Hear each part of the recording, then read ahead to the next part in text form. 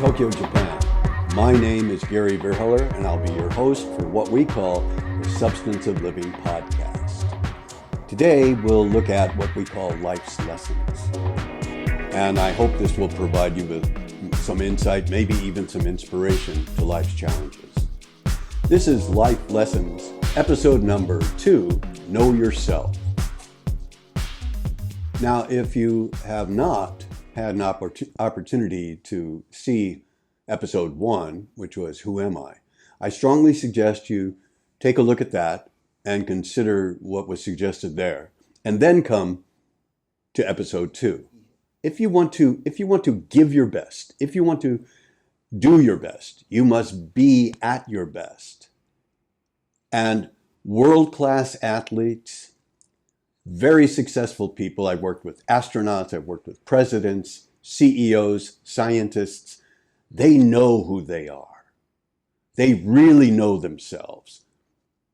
Well, that's what I hope to help you do today. Another step in knowing yourself so that you know what you need to do to be at your best so you can perform at your best or give your best. What I usually do with when I'm an executive coach or even as a counselor, constructive living instructor, I'll ask someone, I said, well, tell me about yourself. Who are you? What do you do? And I'll say, well, okay, let me break it down into 4 areas. First area is knowledge. The second area is skills. The third area is abilities, and the fourth area is interests.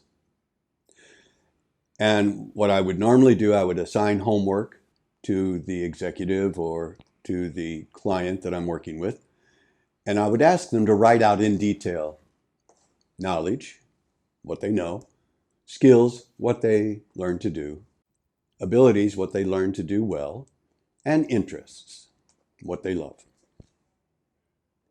And the next week, usually, they'd come back to me, and it would be meager, very little data that I really could work with.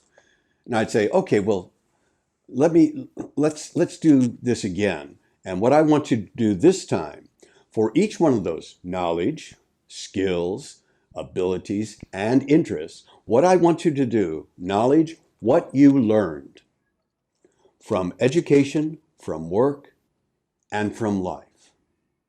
And then I want you to take the next step, which is skills, what you learned to do from education, from work, and from life. Then you would go into abilities, what you learned to do well. Now let me define that even further.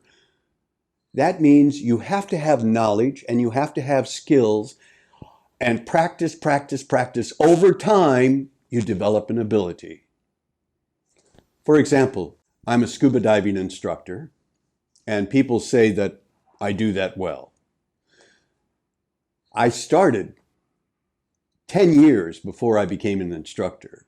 When I was at university, I took a scuba diving course, and I took that course, and then I also did some scuba diving in the Virgin Islands in the Caribbean, and then I also took lessons in Japan, and then I became a PADI instructor in Guam, and all told, I have over 2,000 dives, leading people, instructing people. So it took me a long time to develop that.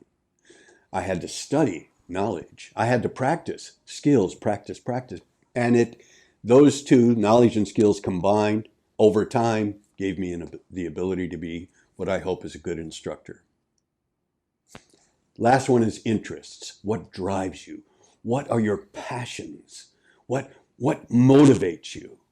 And that, again, from education, from work, and from life. Well, what usually happens when the client comes back to me, and now they've got much more detail, a lot more information, which is really good. And I'll say, this is great, but in your knowledge from education, you didn't learn anything in elementary school. Is that right? And they'll say, oh, I didn't even think about it. Because most people, when they think of education, they think of higher education, college, and what they studied, what was their major, what did they get their master's or PhD in. So I said, well, what did you learn? Do you remember learning anything in kindergarten? What did you learn? And they, oh, I hadn't thought about that. Or elementary school. And the same is true when it comes to skills. So what did you learn from your mom and dad when you were in elementary school? Did they help you learn to ride a bicycle? Did your mom help you learn how to prepare maybe tea or cook or something like that? So, and then the same thing is true with abilities. And then the same thing is also true with interests. And people usually put too much emphasis on knowledge, skills, and abilities, and they fail to really do justice to interests, to what they really love in life, because that is a key element. If you can combine what you love with what you're doing, and you're going on the same path, you're parallel or even interconnected, you'll have such power.